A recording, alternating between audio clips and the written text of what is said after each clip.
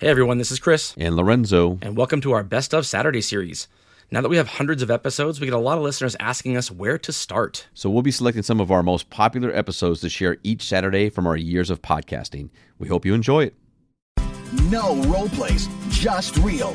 Chris and Lorenzo share 4 decades of combined experience to help you become a more effective leader. We've never really, as a workforce, spent a lot of time on making sure we're developing good leaders. We'll be able to share stories, experience, mistakes, failures, successes. This is Hacking Your Leadership.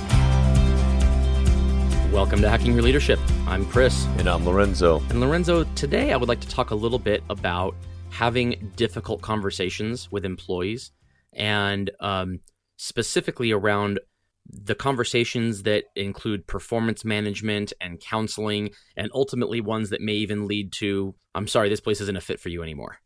And the reason I want to talk about this is because I feel like a lot of the leaders that I have had through my career have fallen into one of two groups. Either they have no problem having difficult conversations, but they lack empathy and compassion, and it's like, talking to a robot. There's a need that needs to get done, a conversation that needs to happen, and they're going to make it happen, and that's it, and you're done, and you move on. And then there's the other group of people who have a good amount of empathy and compassion, and they care about the people they work for, or the people that work for them, but it also is almost debilitating from the standpoint of having to have difficult conversations with those employees. And so they make accommodations for those employees, or they explain away in their own mind why a person should be able to do certain things because it's better than having the conversation. And so there's kind of these two groups. Very few people are able to find that sweet spot where they know a conversation has to happen, they know an expectation has to be met, or behavior has to change, or a person is no longer a fit for the organization, and they have to make that happen. And then they're still able to execute on those conversations with the empathy and compassion that allows an employee to exit the system gracefully. And the importance of that is not just from a moral standpoint. Like, obviously it's the right thing to do if you can do that, but the business needs dictate that it has to be done regardless of if you're good at it or not. There's actually a business case for being able to do this, I think. And that's along the standpoint of, we're in this kind of radical transparency age with Glassdoor.com and social media, and if you are turning over people and they are leaving your organization, they're still potential customers of your organization. And if you have a large enough organization, then you could potentially have a lot of either really big fans that used to work for you, or some really big naysayers that used to work for you and no longer work for you. I remember anecdotally, more than a decade ago, there was a stat that I read that at the time I was at Best Buy, and they said that the annualized turnover for the whole company was something like 70%, and that was high, but not, it was regular for retail. So 70% of the people, that's 70% of more than 100,000 people, are different every single year. And if you have 70,000 people exiting your company every year, you want to make sure that they're not collectively talking bad about you online or to their friends, or they're still potential customers. You still have a vested interest in making sure that people who no longer work for you think highly of you as a leader and of your company. So I'm wondering what experience you have with this in terms of being able to help people get through problems they're having performance-wise, counseling-wise, or ultimately how you help people exit the system gracefully, if that's what it comes down to. Yeah, I know we've spoken before about it on the show, just in regards to, talking with transparency, getting to know people, building relationships and things like that, because that's going to always be super helpful in having any type of conversation, whether it's a good conversation and you're trying to provide somebody with recognition, and then maybe either, some redirection or gentle guidance on helping them not just get their job done, but also accelerating and being able to perform at a higher level. Or if that's, in this instance, having conversations with people who are underperforming or are, maybe not good for the business, or are over it or jaded, or whatever the reason is that they're showing up at work and not either delivering on the expectation, or at minimum just being a positive person and helping to support their peers. It's funny you were mentioning the business case and kind of the importance of remembering that everything is about making sure people have a good experience that you can control. I was just watching this morning at the gym a couple of videos. I was on YouTube Googling things like retail leadership, retail manager. And what happened was one video from a kid or from a guy that had a rather young retail manager career, had started somewhere at 16 years old as a cart runner and kind of worked through and then got a retail manager style degree in college and then had worked for some other big box companies.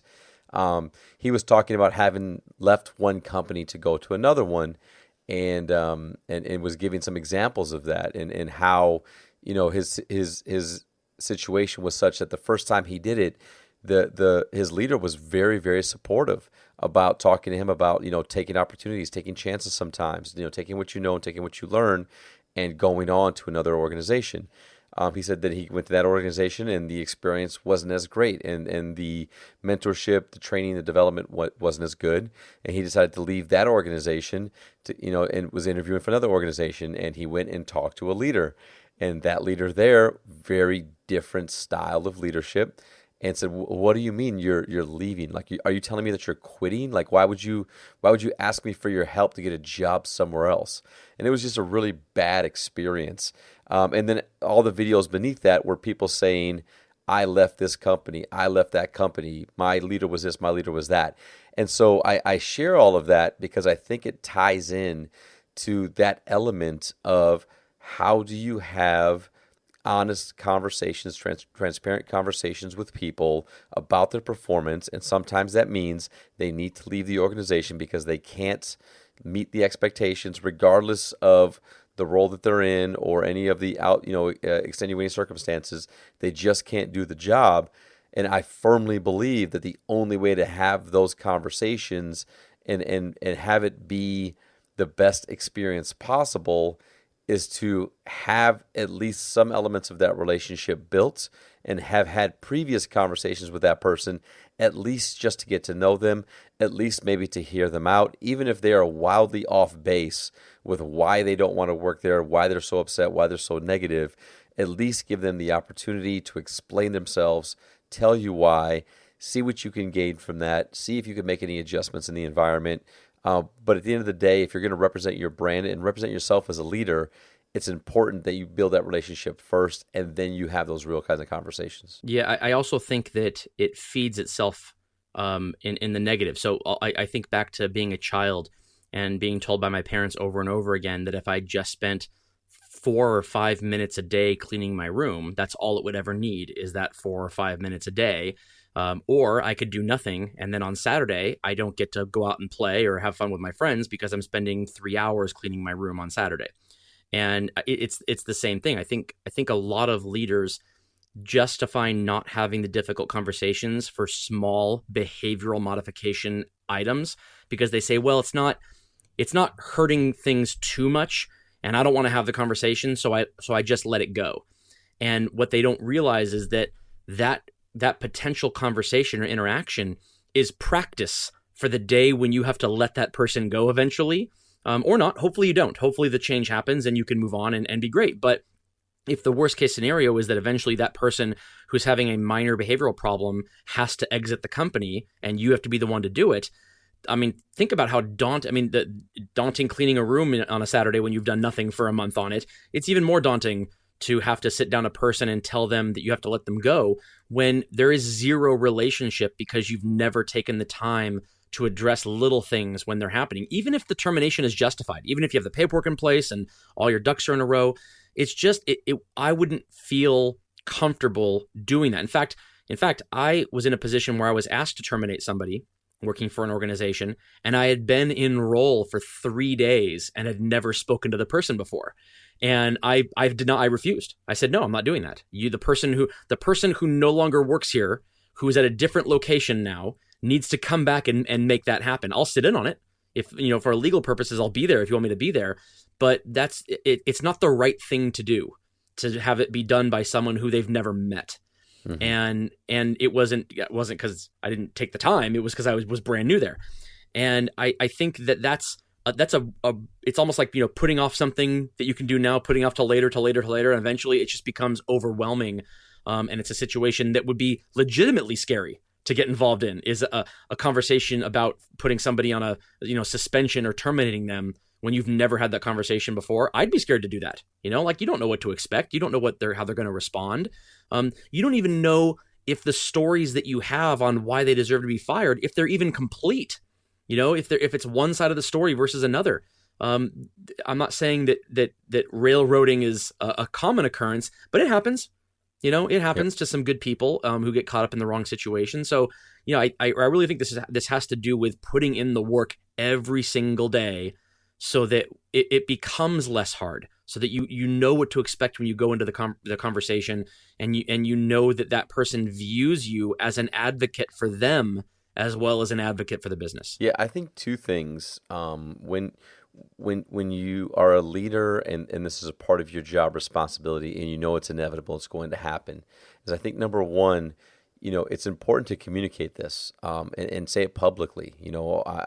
I'm known for having conversations with my teams and in meetings, or even in break areas in regards to like people hanging out and talking or chatting or whatever the case is, where I will say things like, man, I'm so proud of this team, or this is so great, or hey, I appreciate your positive energy, or somebody will ask me a question about something, and if I have the opportunity to explain, like, look, at the end of the day, we want people that work here that really find joy in what they do, that have a positive attitude, that show up to work on time, that show up to work at all, and they're helping all of you achieve the things that you all want to achieve. So many of you work so hard to want to have these aspirations and get these opportunities, get these promotions, and just work for a winning team, that we can't afford to have people here who are not positive, can't come to work, or have no intent of helping any of you.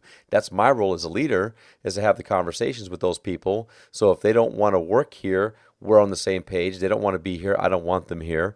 And I'm like, but that doesn't make them a bad person.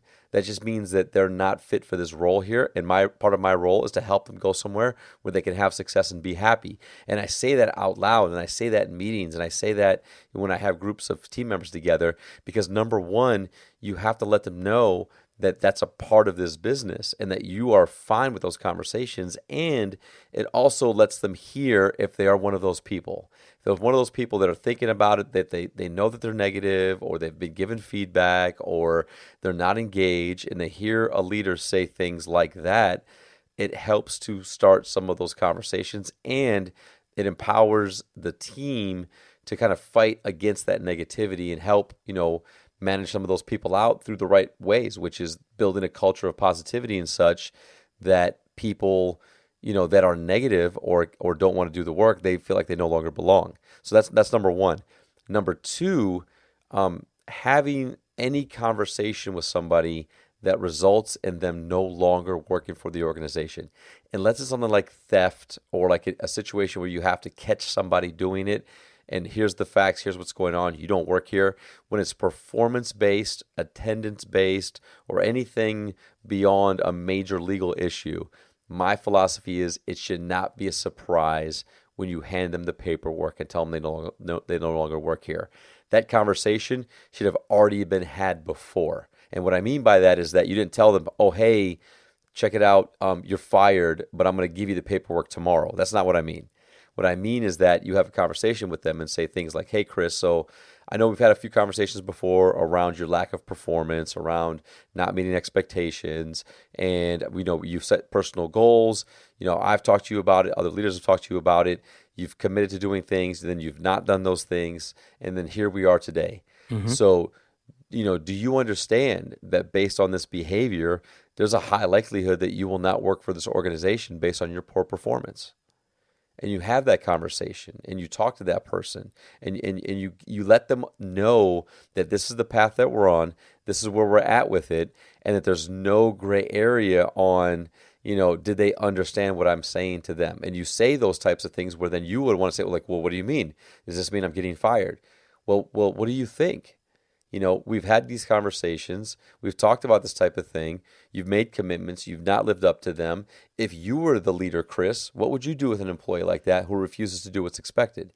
And by having these conversations with them, it helps them to start to connect the dots, so that at least when you have to sit them down in the office and provide them with their termination letter, then it's not the first time that they've heard this type of language, nor is it a surprise that they don't understand why it's happening.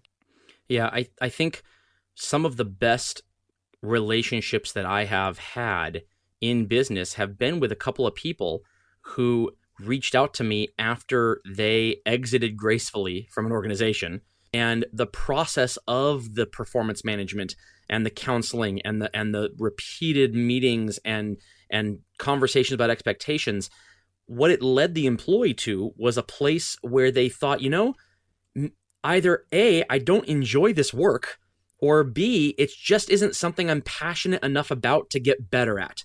So it's not that I'm not necessarily a fit for the organization.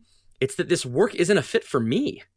Right. And how an employee internalizes that makes all the difference in the world as far as whether or not they're going to go on a Glassdoor and Facebook and Twitter and start bad-mouthing you as a leader in the organization, or whether they're going to look back on it as one of the best moves of their life because it allowed them to exit and get into something else they were passionate about. You helped them figure out that they weren't happy about what they were being expected to do, and that doesn't make them a bad person. It just makes it so they should be spending their time focusing on something they do love doing and that they are passionate about.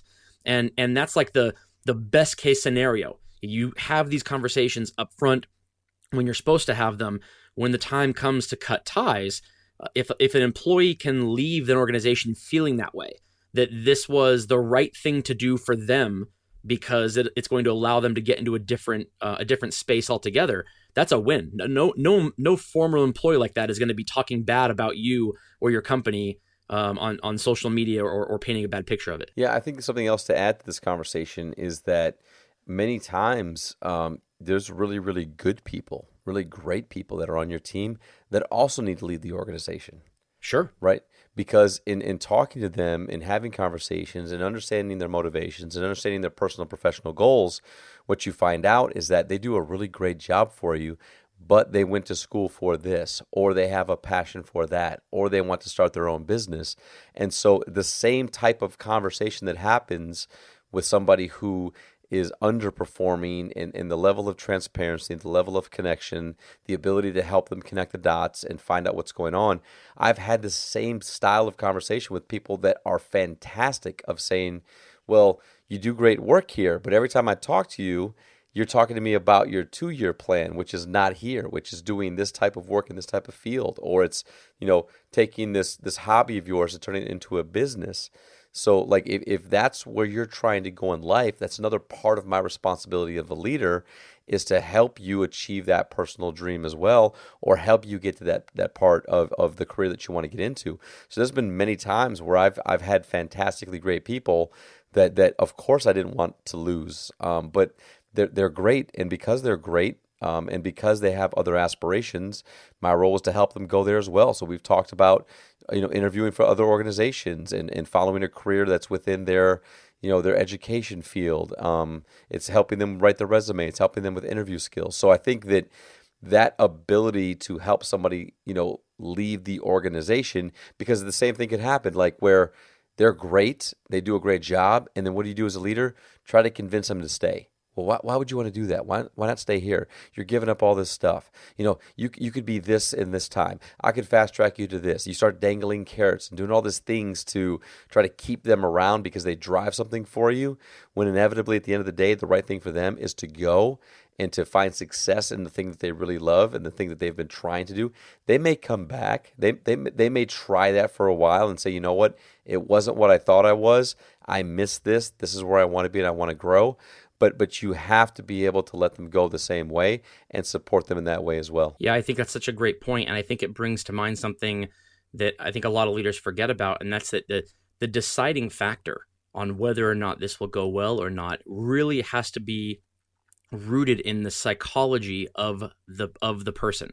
So a lot of people out there, they have an aversion to making a decision, a big life decision. So there are people out there who will dislike going to work. They don't want to be there, but they also won't quit either. They won't leave. It's like they want to force the conversation to happen so that you end up having to fire them so that they can walk away from there going, I didn't quit, I was fired. The decision wasn't in my hands. Somebody else took it from me. And that's an easy way for them to go to sleep at night thinking that their destiny wasn't in their own hands, that someone else took it from them. And that might feel better in the moment versus making a decision to quit and having that anxiety that comes along with switching careers or switching jobs. But the people who are most successful when those transitions happen, whether they do it on their own or they're forced to do it, are the ones that get to a place where they internalize that it was the right thing for them. And so you gave an example of a person who was, studying for something else and their 2-year plan is not this organization. I had an employee working for me at an organization who was going to school for fire science. They wanted to be a firefighter, and it had nothing to do with where they were working now. They had to pay the bills while they were going to school to be a firefighter. And so it was never a question that they weren't going to be there eventually. When they graduated, they were going to apply and get a job as a firefighter somewhere, and they were going to leave me. And we knew that from day one that it was a temporary thing. And so when it came time to leave, there was the psychology of that person was that this decision was in my hands. I made the decision to leave, and it was a great decision, and he never thought twice about it. But you take that same person and you take the decision from them, and you decide to let them go from an organization, and that becomes hurtful. So I think a lot of people, they think they want the decision to not be in their own hands. They think they want to shirk off the anxiety of making that decision and say that someone else made the decision for me. But if you look at the happiness of the people who do end up making the decision on their own, it all lies there. It's all in those people. So if you can take that and help a person get to a place where they understand that this organization isn't the right fit for them, and they end up making the decision to leave on their own, that is like the best possibility for making sure that a person has the compassion from you and the empathy from you, but also that you're accomplishing the business needs. Yep, I completely agree. And with that, it's time for this episode's 1 Minute Hack. The 1 Minute Hack. Okay, for this episode's 1 Minute Hack, what I want you to do is start doing 3 things. Start asking 3 questions of every employee that you have to have a conversation with that is anything other than positive. Any type of performance counseling or expectation of behavior modification, any conversation like that, you want to start by journaling with that employee on 3 things. 1, what are they excited about when it comes to this job? What do they like about it? What do they dislike about it? And what is their multi-year plan? Not 20 years in the future, but even just 1 or 2 years in the future. Find out that information and write it down so you know it about every employee that reports to you. And you can use that information to help an employee get recast either in a different role in your organization that is more fitting to them, or use it to help them leave the organization if the time comes where that's a necessity. But you can draw back on that in future conversations that you have with them and say, hey, remember the last time we talked? You said that this is what you weren't excited about, and we're having our second conversation about it now. Obviously, you're not passionate about this. Let's help you find some place where you can use your passions better and do something you actually enjoy doing. Maybe that's with this organization, and maybe it's not. But if you approach these conversations armed with that information, you're much more likely to have your advice come from a period of, I'm advocating for you, not I'm trying to get rid of you. Yeah, I think it's a great 1 minute hack, and I just really appreciate the proactiveness to just the conversations and aligning with them and trying to define whether or not they're just happy to be there and starting the conversation there. Because if you can find out quickly whether or not that's the case and whether they have to say things like, no, I love it here, then you can walk down the path of a conversation of like, well, then why do you act this way, or why do you not come to work?